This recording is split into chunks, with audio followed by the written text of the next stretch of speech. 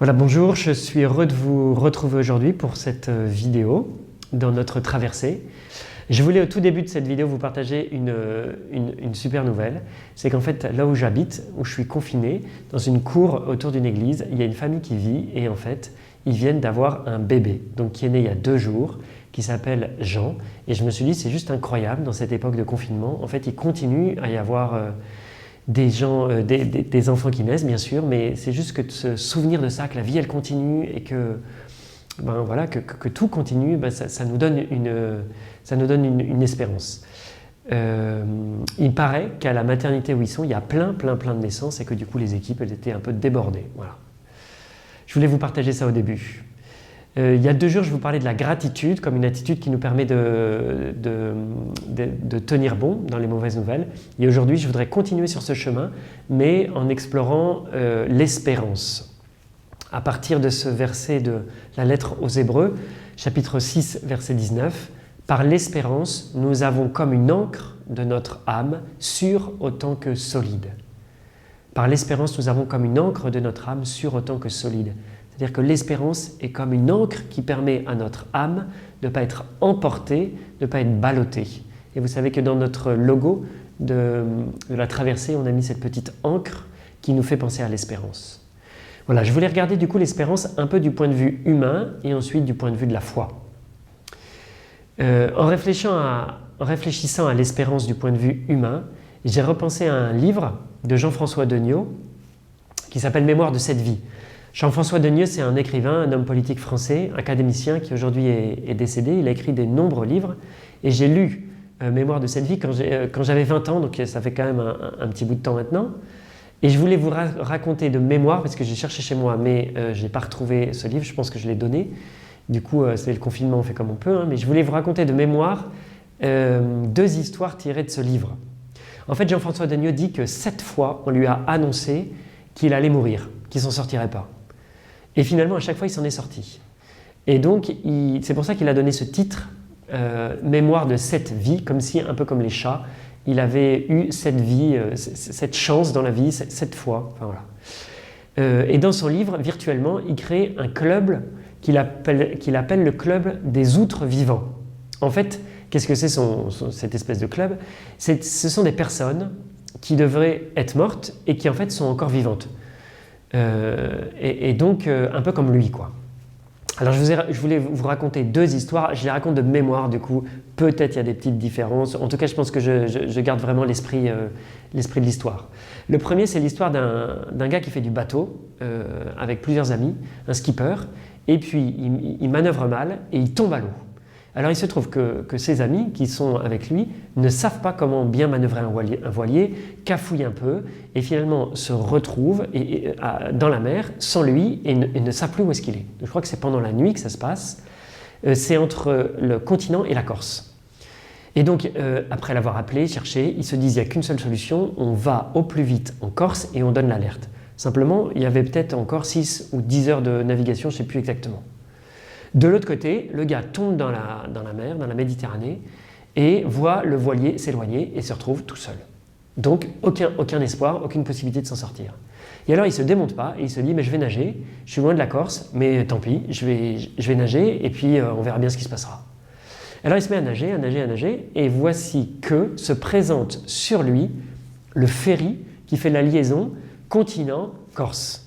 Et puis il est pile sur la trajectoire, ce qui fait qu'il est obligé de nager plus vite pour éviter le bateau. À ce moment-là, quelqu'un se penche, le voit à la mer, prévient le capitaine, le ferry s'arrête, on met une chaloupe, il est repêché, on le remonte dans le ferry, qui l'emmène jusqu'en Corse.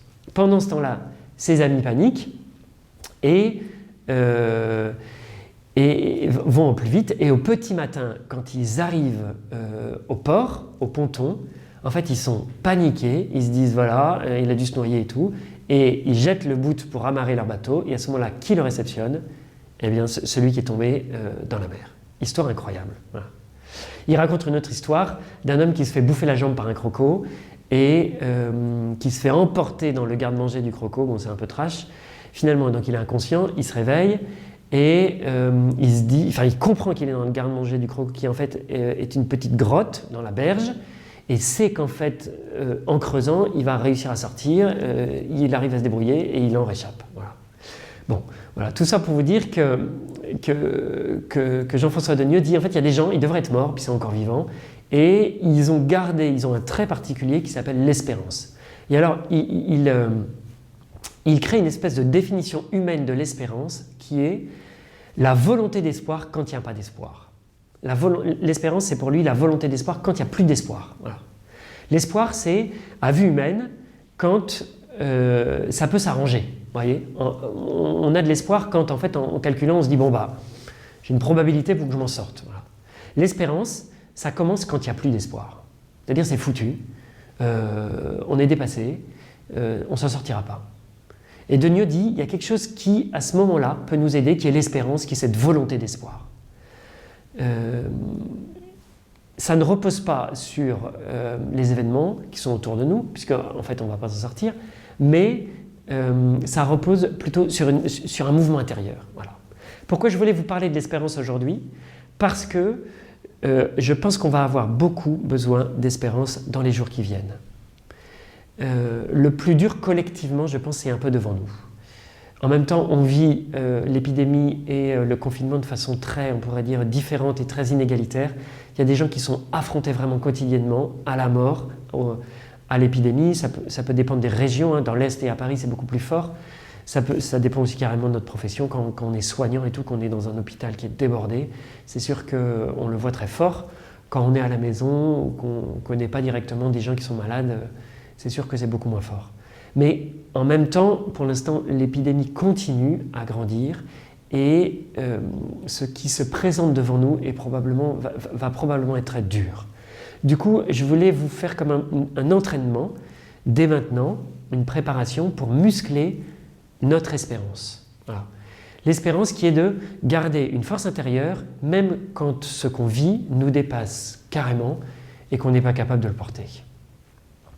Alors, j'ai parlé un peu de l'espérance au niveau humain, je voulais vous parler au plan de la foi, ce qu'on appelle l'espérance chrétienne ou l'espérance théologale. Elle a deux caractéristiques spécifiques. La première, c'est que, à la différence de l'espoir ou de l'espérance humaine, elle s'appuie sur la force de Dieu. Elle dit, seul, on ne va pas y arriver, c'est sûr, c'est pas possible, c'est trop haut, c'est trop loin, c'est trop dur, c'est inaccessible. Mais Dieu va le faire avec nous, Dieu va le faire pour nous, et en comptant sur lui, on va pouvoir atteindre ce but qu'on vise. Voilà. Du coup, l'espérance va entrer en jeu, vraiment, l'espérance chrétienne, quand on se dit « Ok, là c'est fini, mais si Dieu s'en mêle, si je m'appuie sur lui, quelque chose redevient possible, ou tout redevient possible. » Voilà. La première caractéristique, donc l'espérance chrétienne, elle s'appuie sur Dieu. La deuxième caractéristique, c'est qu'elle vise plus haut que la vie sur terre, plus haut que l'homme. Elle élargit notre vision et elle nous pousse à regarder au-delà de notre vie sur la terre. Les choses de la terre sont importantes, mais en réalité, la réalité est plus grande, plus large que notre vie elle-même. C'est-à-dire que le monde existait déjà avant qu'on y arrive, nous y sommes et il existera après. Mais aussi, dans la foi, nous croyons que la vie sur la terre n'est pas la fin, mais qu'il y a une vie après, qu'on appelle la vie éternelle, qui est une vie avec Dieu, dans la paix, dans la joie, dans le plus grand des bonheurs. Et donc l'espérance chrétienne, elle va viser cette vie éternelle. Elle va vouloir arriver auprès de Dieu, on pourrait dire auprès de Dieu, c'est la vraie vie qui commence, la vie éternelle. Peut-être vous n'avez pas du tout en tête cette idée. En fait, c'est vraiment quelque chose d'incroyable, enfin, voilà, cette vie auprès de Dieu. De ce que nous en dit la foi, bien sûr, puisqu'en fait, on n'a pas été voir et on n'est pas revenu. Voilà. Donc l'espérance théologale, sa définition, ça va être la vertu par laquelle nous désirons le plus grand des bonheurs, qui est la vie éternelle, par la force de Dieu, qui est la plus grande des forces. Je voulais vous prendre un exemple emblématique de cette espérance théologale, c'est l'exemple de Marie, la mère de Jésus. C'est vraiment la femme de l'espérance. Pourquoi ? Eh bien, elle a entendu l'ange lui dire, avant qu'elle soit mariée, « Ton fils tu vas avoir un fils, ce sera le sauveur du monde, et ce sera le sauveur du monde. » Voilà, Marie, c'est cette femme qui a entendu l'ange lui dire « Ton fils sera le sauveur du monde. » C'est ce qu'on a fêté le 25 mars tout récemment. Voilà. Le Père Benoît vous en a parlé. Et puis pendant 30 ans, il ne s'est rien passé. Puis ce fils qui s'appelle Jésus s'est mis à faire des miracles, à attirer les foules. Du coup, elle s'est dit vraiment, ça y est, c'est en train de se réaliser. Sauf qu'il a été arrêté, mis à mort, crucifié. Et elle se retrouve au pied de la croix avec dans son cœur deux choses qui sont complètement en contradiction. Ton fils sera le sauveur du monde, et de l'autre côté, ce qu'elle voit, il est crucifié sur la croix et il est en train de mourir. Et alors les deux sont impossibles à tenir ensemble. Mais ce que va faire Marie dans l'espérance chrétienne, c'est ne pas lâcher, on pourrait dire ces deux vérités qu'elle va tenir dans sa main ou enchaîner l'une à l'autre. Et grâce à ça, elle va tenir debout. Donc il y a un chant très traditionnel dans l'Église qui s'appelle le Stabat Mater, qui est un chant latin. Et Stabat Mater, ça veut dire « debout la mère ». La mère était debout au pied de la croix. Et cette posture de cette mère qui est debout alors qu'elle voit son fils crucifié exprime à la fois toute la douleur et toute la détresse et toute la souffrance qu'il y a dans son cœur et en même temps une espérance. Elle reste debout. Elle reste là sans comprendre. Elle a encore une certaine force. Voilà. Et donc l'espérance, c'est tenir bon quand tout sombre. Je pensais aussi à ce film incroyable qui s'appelle « La vie est belle » de Roberto Benigni. C'est un film italien où Roberto Benigni joue son propre rôle avec sa propre femme. Et donc il y a son fils, il est avec son fils et sa femme dans les camps de la mort. Il y a une place incroyable qu'il donne à l'humour. Dans ce film, tout est beau, l'amour conjugal, le sacrifice du père pour son fils, dans un contexte qui est atroce, qui est le camp de la mort. Voilà.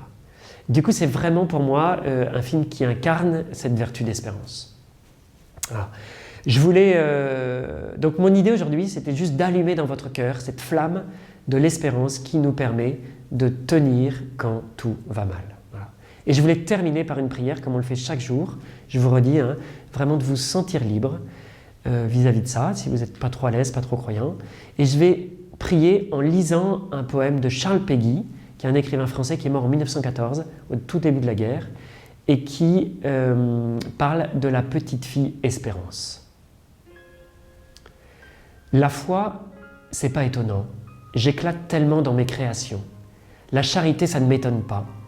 Les pauvres créatures sont si malheureuses qu'à moins d'avoir un cœur de pierre, comment n'auraient-elles point de charité les unes les autres? Ce qui m'étonne, dit Dieu, c'est l'espérance. L'espérance est une petite fille de rien du tout, qui est venue au monde le jour de Noël de l'année dernière. C'est une petite fille pourtant qui traversera les mondes. Cette petite fille de rien du tout, elle seule portant les autres, qui traversera les mondes révolus. La foi va de soi, la charité malheureusement va de soi, mais l'espérance ne va pas de soi. L'espérance ne va pas toute seule. Pour espérer, mon enfant, il faut être bienheureux. Il faut avoir obtenu, reçu une grande grâce. La foi voit ce qui est, la charité aime ce qui est, l'espérance voit ce qui n'est pas encore, ce qui sera. Sur le chemin montant, sablonneux, malaisé, sur la route montante, traînée, pendue au bras de ses deux grandes sœurs, qui la tiennent par la main, la petite Espérance s'avance. Et au milieu, entre ces deux grandes sœurs, elle a l'air de se laisser traîner, comme une enfant qui n'aurait pas la force de marcher, et qu'on traînerait sur cette route malgré elle. Et en réalité, c'est elle qui fait marcher les deux autres, et qui les traîne, et qui fait marcher tout le monde, et qui le traîne. Car on ne travaille jamais que pour les enfants. Et les deux grandes ne marchent que pour la petite. L'espérance fait reconnaître que la vie a un sens, que l'être humain a du prix, que rien n'est fatal. Seigneur Jésus, viens allumer cette flamme de l'espérance dans notre cœur. Nous te prions pour tous les malades, pour ceux qui les soignent, pour ceux qui sont seuls. Viens nous donner ta force et ton espérance. Merci Seigneur. Voilà, je veux dire au revoir. À demain. Je prie pour vous. Prions les uns pour les autres. Que Dieu vous bénisse. Bonne traversée.